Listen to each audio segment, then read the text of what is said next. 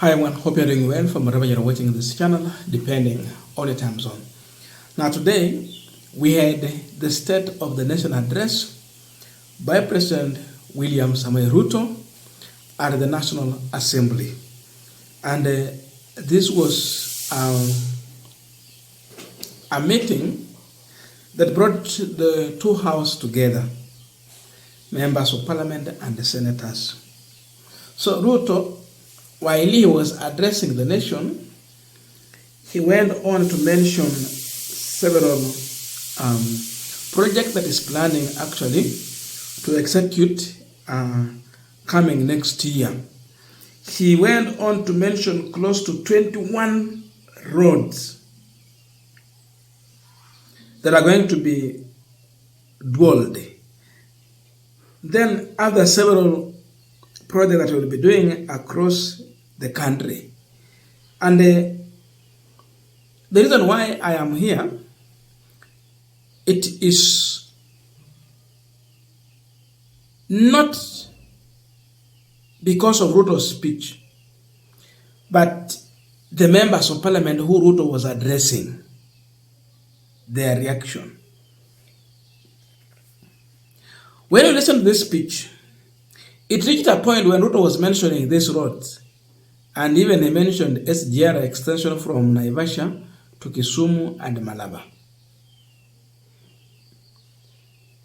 Members of parliament stood up, clapping, shouting, and mentioning two-term in the parliament. These are your MPs.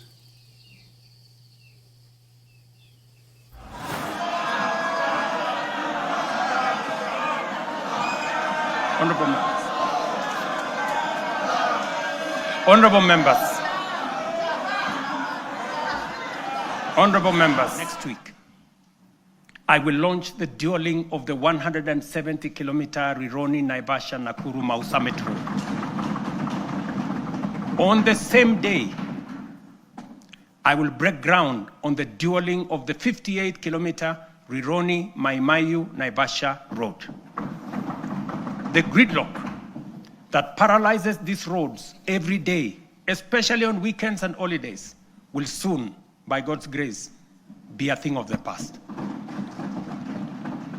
Additionally, roads earmarked for dualling include Muthaiga Kiambu Ndumberi, Machakos Junction Mariakani, Mau Summit Kericho Kisumu, Kisumu Busia, Mau Summit Eldoret Malaba, Athi River Namanga, Karatina Nanyuki Isiolo, Makutano Embu Meru Maua, Mtwapa Malindi Mombasa, all the way to Lungalunga, Kericho Kisii Migori Isabenia, and Nakuru Nyahururu Karatina Kisii Oyugis Ahero. The northern bypass, James Gishuru roads, Bomas Karen Gong, and Bomas Ongata Rongai Kiserian, including Gong Isinya and Naivasha to Kikuyu, among many other key corridors nationwide. This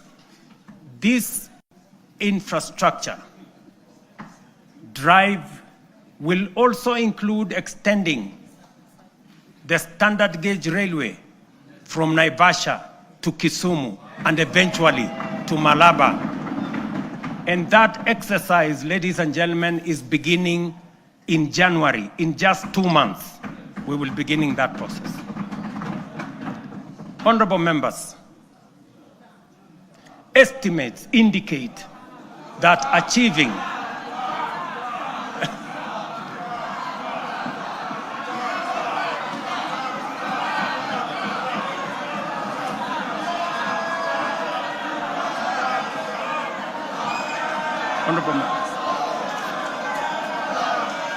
Honorable members.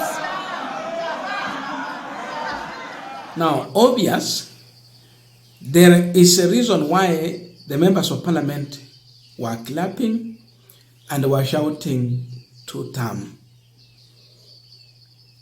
there is a reason. And we want to go deeper to understand really what made them to celebrate and talk of two-term. Is it Ruto's speech, or there is something beyond that speech that made them to celebrate and campaign for Ruto with the issue of two-term? That is a discussion I would want us to have.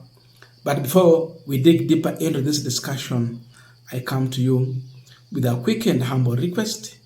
For those who are watching this channel and you have not yet subscribed, please consider subscribing.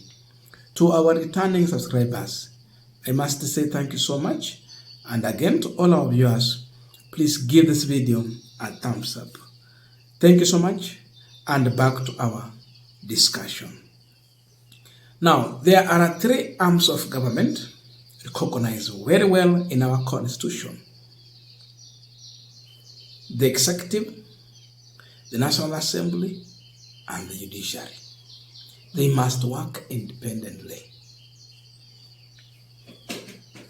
So when you find out that one arm of government is kneeling down to the other arm of government, and you wonder how they will work independently to serve the people, there was a reason why they have been split into three. The executive have their duty. The National Assembly, their work is to make the law and oversight the executive. The executive work is to use those laws made by the National Assembly to work for the people within those laws. Use those laws to work, to execute.